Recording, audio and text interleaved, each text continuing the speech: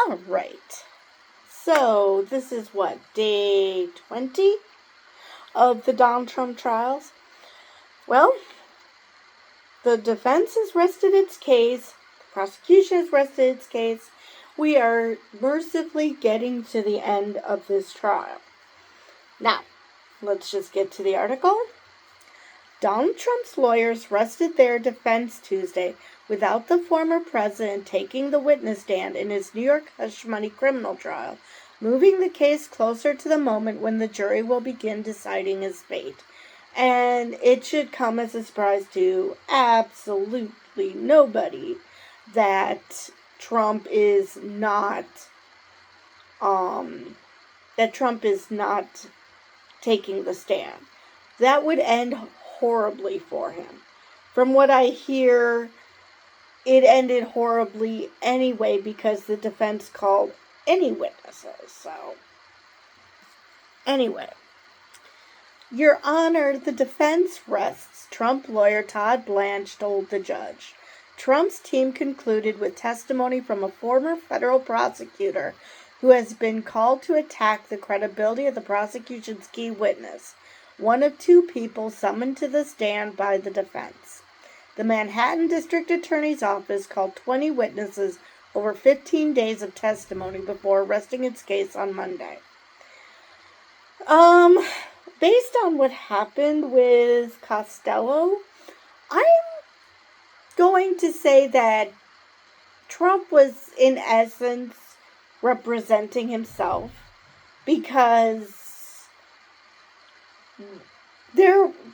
it seems like the lawyers are just doing Trump's bidding, just like everyone else in Trump's orbit. Trump feels like he has to be in charge of everything. Because otherwise, you done screwed up. But anyway, the jury was sent home for a week until May 28th, when closing arguments are expected, but the attorneys returned to the courtroom to discuss how the judge will instruct jurors on deliberations, a sort of roadmap meant to help them apply the law to the evidence and testimony.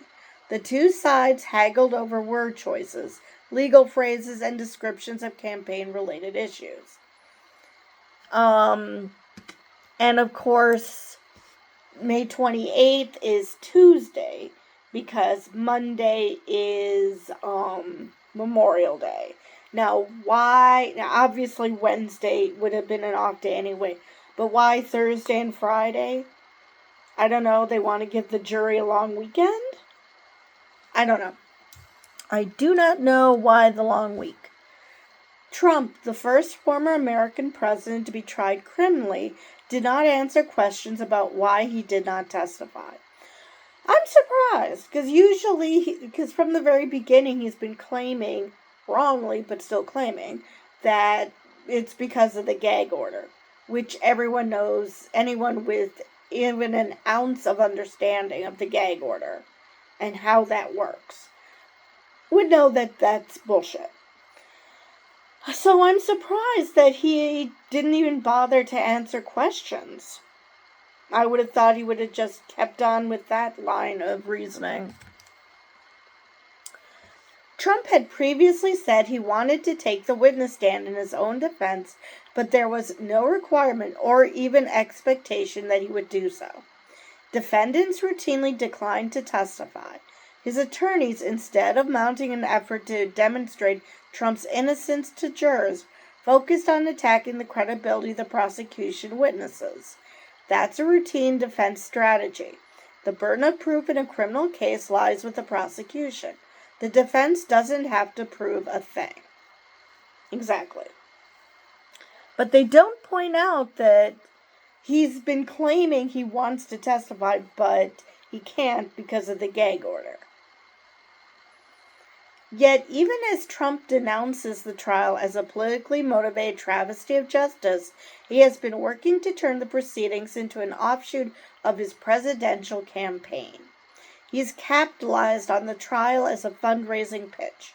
used his time in front of the camera to criticize President Joe Biden and showcased a parade of his own political supporters, who all dress like him. I mean, seriously, if this doesn't scream cult, I do not know what does. But, yeah. It's just frightening that this man is on trial. He is about to be found guilty. Please, please, please be found guilty. He's about to be found guilty. And yet, he could still win the presidency. All because people can't get over the clusterfuck that is Gaza. Now, did Biden completely mess that up? Absolutely. And he's desperately trying to figure out how to take a hard line, how to, show that he actually cares about the people of Gaza, but at the same time, not alienate Israel. He's desperately trying to figure this out. And because he's trying to figure this out, people are pissed at him on both sides. So, the poor guy can't win. But anybody who thinks that Trump would be better for the Gazans, no, he would actually let Bibi steamroll Gaza and take it as part of Israel. He wouldn't have a problem with that at all. So, yeah, obviously Biden messed this up big time, but he's still the better option of the two. And if you say vote third party, well, that might not be the saving grace you think it is. Anyway, off my soapbox, moving on to the article. Yet, even as Trump denounces the trial as, read that already. Prosecutors have accused the presumptive Republican presidential nominee of a scheme to scoop up and bury negative stories in an illegal effort to influence the 2016 presidential election. Trump has pleaded not guilty and denied any wrongdoing. It's the first of Trump's 4 criminal cases to go to trial, and quite possibly the only one before the 2024 presidential election. Which is super sad. The only people, a lot of people have been saying, oh, Mueller will save us. Oh, Merrick Garland will save us. And now, the justice system will save us. The only thing that's going to save us, unfortunately, are the voters. And based on polls, Putin is right. We are a country of useful idiots. Because there is no reason that Trump and Biden should be even in the popular polls. And as far as Electoral College goes, Trump is winning. This should not be happening. And yet it is. All right. Oh, and as an aside, Rudy Giuliani just pled not guilty to his charges in Arizona. That case is not going to take place till beginning of October. So hopefully I'll be getting updates, so I'll be able to do that trial. Why nobody's following the Bob Menendez trial is beyond me, but nobody is, so that's why I'm not doing anything on it. Anyway, back to where I was. They have no case, Trump said Tuesday morning before court adjourned. There's no crime. Jurors have been given a lesson on the underbelly of the tabloid business world, where Trump allies at the National Enquirer launched a plan to keep seamy, sometimes outrageous stories about Trump out of the public eye by paying tens of thousands of dollars to catch and kill them. They watched as a porn actress, Stormy Daniels, recounted in discomforting detail an alleged sexual encounter with Trump in a hotel room. Trump says nothing sexual happened between them. And yes, actually, Judge Mershon was like, okay, I really don't want you to go into that excruciating detail. Stop. My eyes, I don't want to think about that. So, yeah.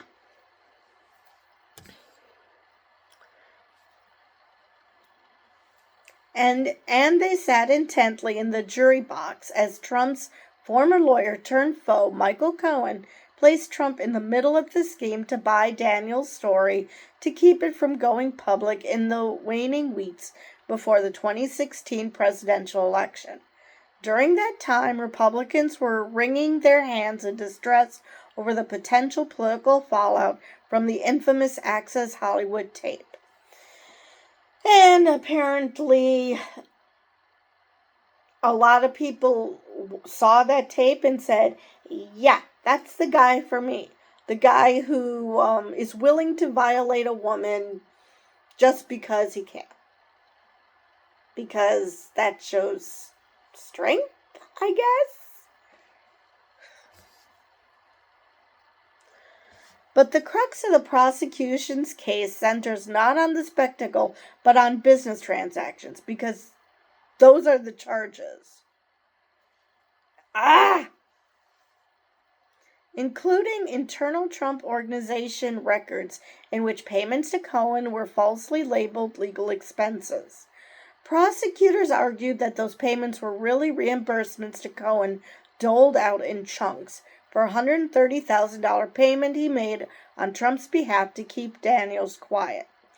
Trump has been charged with 34 counts of falsifying business records. The offense is in the lowest tier of felony charges in New York State, and it is punishable by up to 4 years in prison, though there is no guarantee that a conviction would result in prison time. Oh, please, please, please let it result in prison time. Donald's son, Donald Trump Jr., defended his father's decision not to testify. Oh, I can't wait to hear this.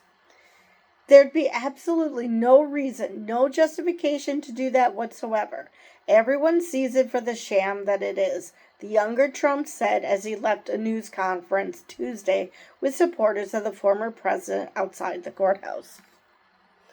The judge has yet to rule on a defense request to throw out the charges before jurors even begin deliberating based on the argument that prosecutors have failed to prove their case. Do you understand why there's a jury and deliberations and everything? That's for them to decide. It's not for the judge to say, you know what, it's a jury trial, but I'm going to unilaterally decide that he's not guilty. That is literally not how any of this works. Are you sure you're lawyers? Such long-shot requests are often made in criminal cases, but are rarely granted. Oh, okay. So it's just a Hail Mary play. All right. Cool. The final witness was Robert Costello, a former federal prosecutor, I still find that hard to believe, who was first called Monday afternoon and who angered the judge by rolling his eyes and talking under his breath. The judge cleared the courtroom and threatened to remove Costello if he did not show more respect. And like I said, I find it hard to believe he's a former federal prosecutor because, dude, Michael Cohen has proven himself to be a serious asshole. He's proven that on multiple occasions. He knows how to behave in a frickin' courtroom. He's going to leave his bullish behavior for outside the courtroom because, say what you will about him, the man is at least professional in that respect.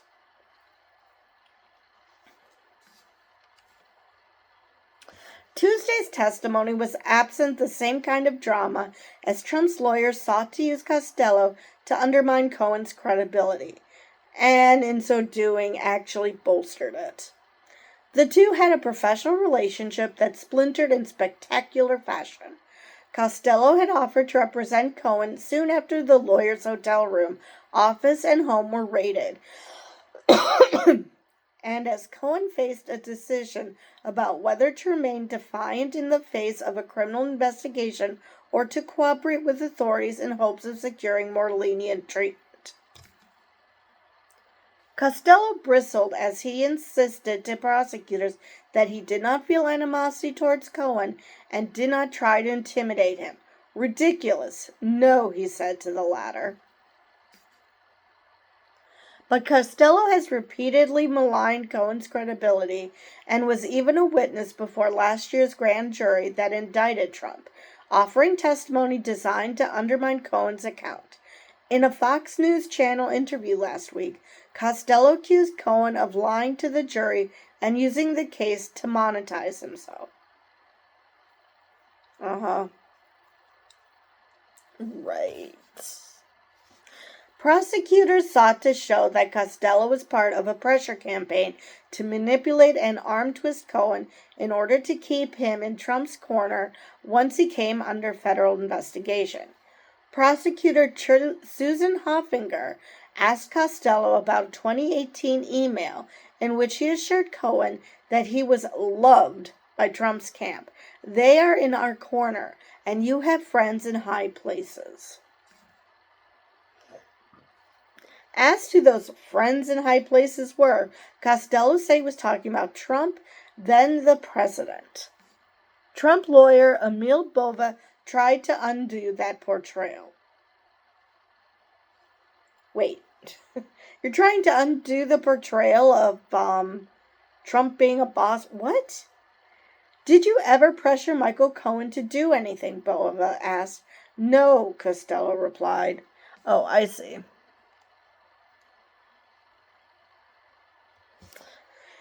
He tried to undo the fact that Costello was pressuring Cohen to listen to him. Okay, I got it. After the defense rested, Judge Merchan dismissed the jurors and looked ahead to closing arguments, the last time the jury will hear from either side.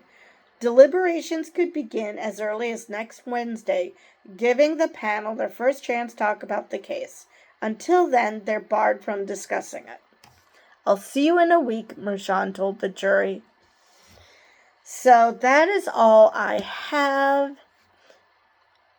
And, I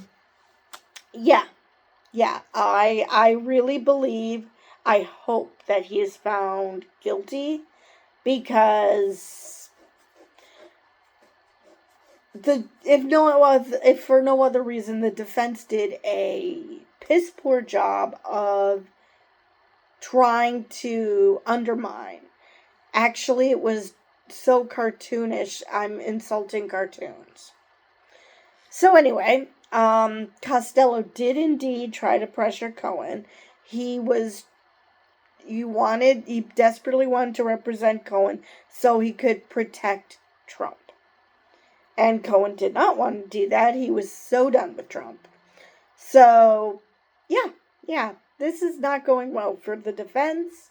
And I really think that they're going to find him not guilty. I do worry that there's going to be a hung jury. That is my concern, because Trump seems to find his way out of these tough spots, and you wonder how the hell he managed to do that. So, yeah, that does concern me. I'm even more concerned about the fact that he's on trial, and he's still the front runner in the presidential election. That's just mind-boggling to me. But hopefully gets convicted, and people will start thinking, yeah, not going to do that. Not going to vote for Trump. But hopefully they vote for Biden instead of go third party, in which case those sycophants for Trump will just end up being the majority just by default. I'm hoping that doesn't happen either. So anyway, that is all I have for this video. And with that, I will see you guys in the next one.